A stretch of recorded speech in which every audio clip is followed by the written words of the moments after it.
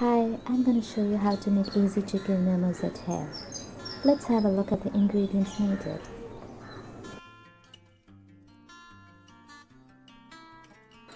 Mushrooms, cabbage, carrots, spring onions, capsicum.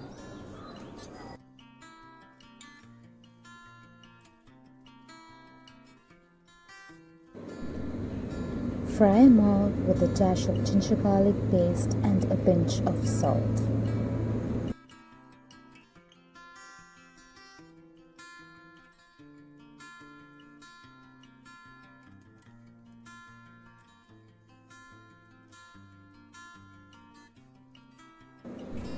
Now I'm going to be adding all the vegetables one by one until the whole stuff gets cooked. If you prefer it spicy, you can add half teaspoon of pepper.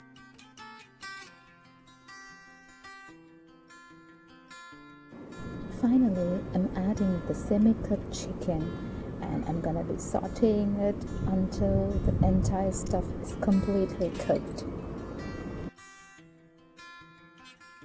For preparing the saag, I am taking maida, a little bit of salt and oil as needed, and we need to knead it and make small balls and keep it aside for 15 minutes.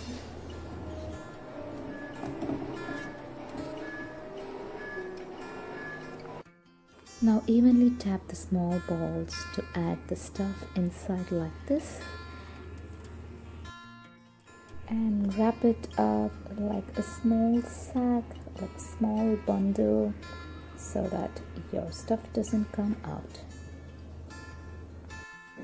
And these little bundles of joy are going to be steamed now.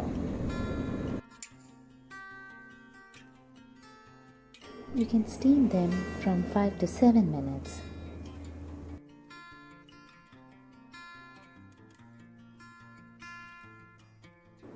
And ta-da! A homemade chicken momo is ready to eat.